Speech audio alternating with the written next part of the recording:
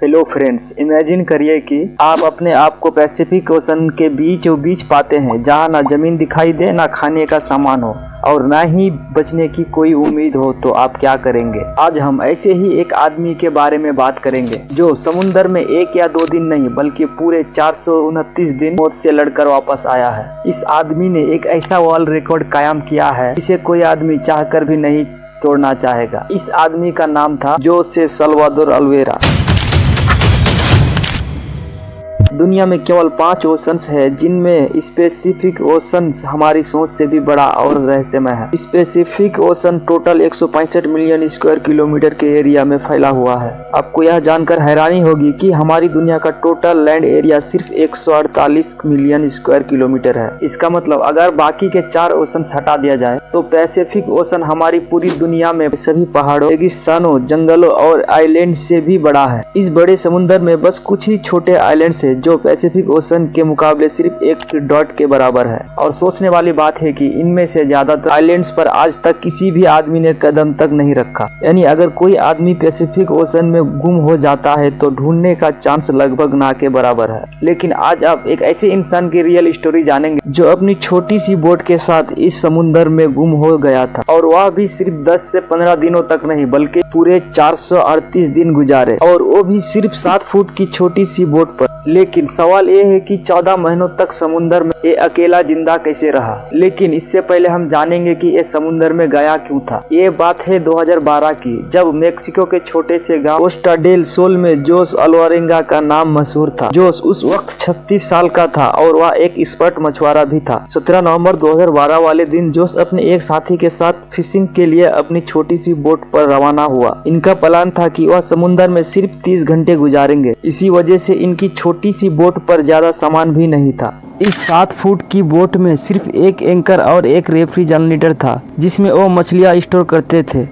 अपने साथ सिर्फ 1 दिन का खाना और पानी लेकर जाने वाले जोस को यह कहाँ मालूम था कि अगले 438 दिन उनकी जिंदगी के सबसे बदतर दिन होंगे। वे मेक्सिको के साहिल से 120 किलोमीटर दूर गए और अपना जाल समुद्र में डाल दिया। तभी अचानक एक भयानक समुद्री तूफान आ पहुंचा। अपनी जान बचाने के लिए वे मछली के जाल को वही छोड़कर वापस साहिल की तरफ भागे। पूरे 6 घंटे बोट को तेज रफ्तार में चलाते हुए सुबह के 7 बजे वे साहिल से अब सिर्फ 20 किलोमीटर दूर थे और अपना गांव भी नजर आने लगा था। वे इस तूफान को काफी दूर छोड़ चुके थे, लेकिन अब उनकी किस्मत ने साथ छोड़ दिया। साहिल से सिर्फ 20 किलोमीटर की दूरी पर उनकी बोट का इंजन खराब हो गया। अब ना ही उनके पास इंजन था और ना ही बोट को दिशा को नियंत्रण करने वाला सेल। उनके पास सिर्फ एक रेडियो था जिसके जरिए उन्होंने अपनी लोकेशन अपने बॉस को भेजी और उनके जवाब का इंतजार करने लगे। लेकिन अपने बॉस के जवाब का इंतजार करते करते रेडियो की बैटरी भी खत्म हो गई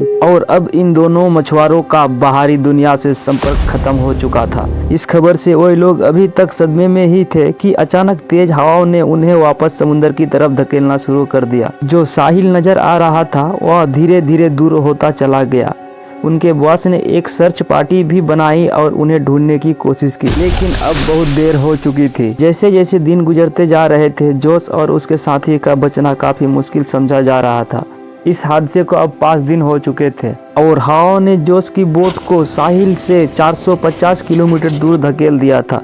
वह समुद्र के उस हिस्से में पहुंच गया था जहां हर दिशा में सिर्फ पानी ही पानी नजर आ रहा था। उनको मालूम था कि उनकी बोट इतनी छोटी है कि उसे दूर से भी देखा नहीं जा सकता। ना ही उनके पास कोई फेलियर गन थी, ना ही वे आग लगाकर धुएं से सिग्नल दे सकते थे। वे समझ गए थे कि अब उनके बचने के चांस 1% से भी कम है। पानी वे साथ लाए थे वह पहले ही खत्म हो चुका था, इसलिए अब पेट भरने के लिए उन्होंने अपने हाथों से उन परिंदों को पकड़ना शुरू कर दिया जो उनकी बोट पर आकर बैठते थे, या फिर बोट के आसपास मौजूद मछलियों को पकड़कर कच्चा खाने लगे। समुद्र का खारा पानी पीने से इंसान की मौत हो सकती है, इसीलिए उन्होंने बारिश का पानी समुद्र में तैरने वाली प्लास्टिक की बोतलों में जमा करके पीना शुरू किया।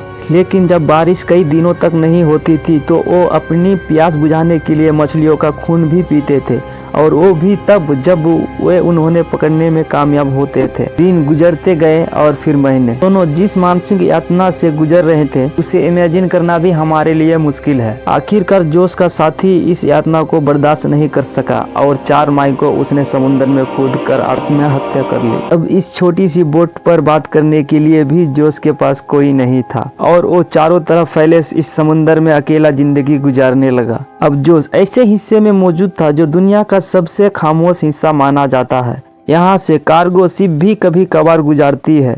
मैक्सिको के साहिल को छोड़े 6 महीने से भी ज्यादा हो चुके थे और इस दौरान जोश ने अपने साथी को भी खो दिया था। इसी वजह से वह काफी ज्यादा हताश भी हो चुका था। लेकिन तभी एक दिन जोश को दूर समुद्र में एक कार्गो शिप गुजरती दिखाई दी। पिछले 6 महीनों में वह पहली बार शिप देख रहा था और ये मंजर देखते ही उसकी जिंदा रहने की उम्मीद फिर से जागने लगी। जोश ने कार्गो शिप की तरफ हर तरह के इशारे किए, लेकिन बदकिस्मती से शिप के क्रू को यह छोटी सी बोट नजर नहीं आई। देखते ही देखते उसकी जिंदा रहने की उम्मीदों पर एक बार फिर से पानी फिर गया। 11 महीने के बाद जोश अपनी इस छोटी सी बोट पर 8000 किलोमीटर ट्रेवल कर चुका था। उसके कपड़े भी फट चुके थे और उसके पास खुद को धूप से बचाने के लिए सिर्फ एक अंडरवियर बची थी। आखिरकार वो घड़ी आ ही गई जो किस्मत जोश पर मेहरबान हो गई। जनवरी 2014 में, यानी पूरे 14 महीने के बाद, जोश ने आसपास पानी में नारियल तैरते दिखे। वो समझ गया था कि कोई द्वीप करीब आ चुका है जहाँ लगे नारियल के पेड़ से टूटकर पानी में तैर रहे हैं। थोड़ी देर बाद उसको वाकई में एक द्वीप नजर आने लगा। उसे डर था कि कहीं ये द्वीप भी कहीं उससे छूट ना जाए। इसी वजह से वो पानी में कूद गया और खुद तैरकर द्वीप में पहुंच गया। पिछले 14 महीने में जोश ने पहली बार किसी जमीन पर कदम रखा था। जब वह द्वीप पर पहुंचा तो उसे एक छोटा सा घर दिखाई दिया जिसमें वहां का एक स्थानीय व्यक्ति मौजूद था। पिछले 438 दिनों में जोश का पहली बार किसी और इंसान से संपर्क हुआ था। ये द्वीप मार्शल आइलैंड का एक रिमोट आइलैंड था जिसे इबोन अटोल कहा जाता है। ये द्वीप जोश के शुरुआती पॉइंट से 10,000 किलोमीटर दूर था। यह भी जोश की किस्मत थी कि वह समुद्र में एक छोटे से आइलैंड के करीब पहुंच गया था, वरना अगर ये आइलैंड भी मिस हो जाता तो अगला पड़ाव फिलीपींस में होता, जो इस आइलैंड से भी 5000 किलोमीटर दूर था। वहां से जोश को वापस उसके घर भेज दिया गया, जहां पहुंचते ही एक और मुसीबत ने उसे घेर लिया। जी हाँ, वापस पहुंचने पर जोश ने 438 डेज के नाम से एक किताब लिखी, लेकिन जोश पर अपनी साथी को मारने का आरोप लगाकर उस पर केस कर दिया गया। वही साथी जिसने जोश के मुताबिक आत्महत्या की थी।